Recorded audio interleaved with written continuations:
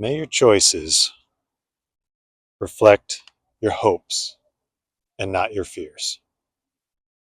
Those are the words of Nelson Mandela. Hi, my name is Josh Hendershot, and I've been a member of St. Paul's Episcopal Church here for 12 years. Today, I wanted to share with you what brought me here originally and how this congregation has been a light to me and how I hope our light can shine for years to come. So we joined this parish here about 12 years ago, like I said, looking for community, looking for belonging, and looking for guidance, looking for wisdom. And that last one, wisdom, is something we did find here explicitly in the sermons that are delivered on a weekly basis. Those messages are very powerful. And I wanted to demonstrate the power of those messages that we've been receiving by sharing with you an early message that I remember from about 10 years ago, so early on in our church tenure. Imagine a rusty bucket, dirty, rusty bucket, in a place where no bucket belongs. Maybe it's in your front hallway, in the middle of your kitchen, in the front of a beautiful sanctuary. It's out of place. It's an eyesore. It does not belong. But you don't know whose bucket it is. You don't take any action to clean it up or put it away, so it stays right there in the middle of everything. Rationally, we'd assume that a negative, unwelcome item would be promptly removed, one way or another. But I'm sure you've all experienced the fact that the longer that bucket stays there, right in your face, it's not hidden, it's not subtle.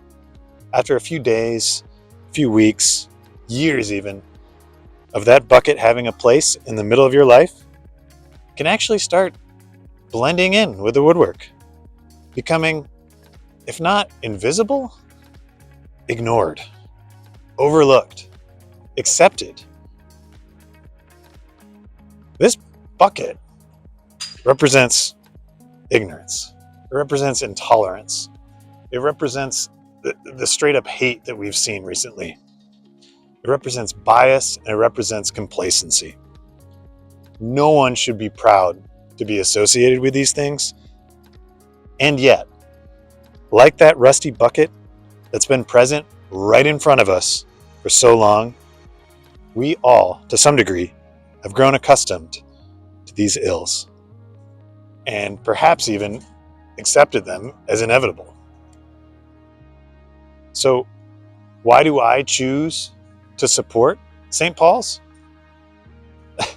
The beautiful boldness of our church, here with our pride flag standing proudly on our hill.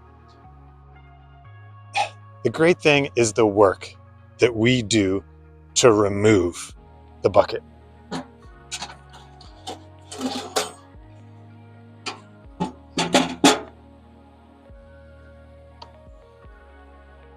We do this by welcoming everyone through these doors, no matter who you love.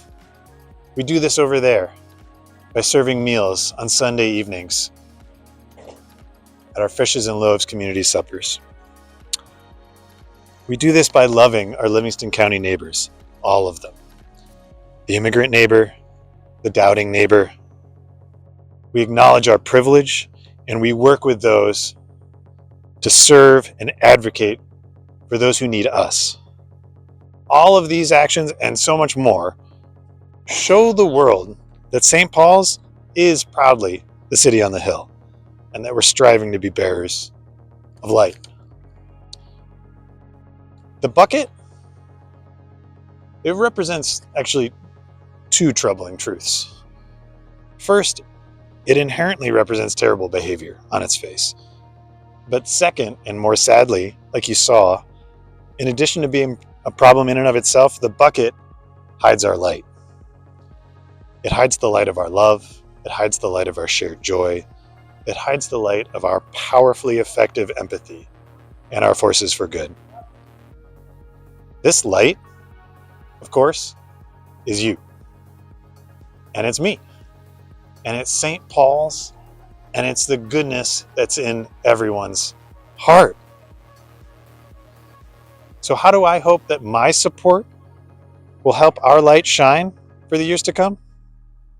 I badly want our light to replace the darkness, for our light to become the new normal in a kind and positive world. My intention is to choose to support St. Paul's, to choose to be a shining beacon of kindness and of positivity, to choose empathy and understanding. Because regarding our choices, I want to bring you back to the message I started with from Nelson Mandela. May your choices, meaning your choice to support St. Paul's, your choice to be a brave, bright beacon of light, shining boldly and proudly here on our hill, may your choices reflect your hopes and not your fears. With your support, we have a heartwarmingly large amount of goodness to hope for.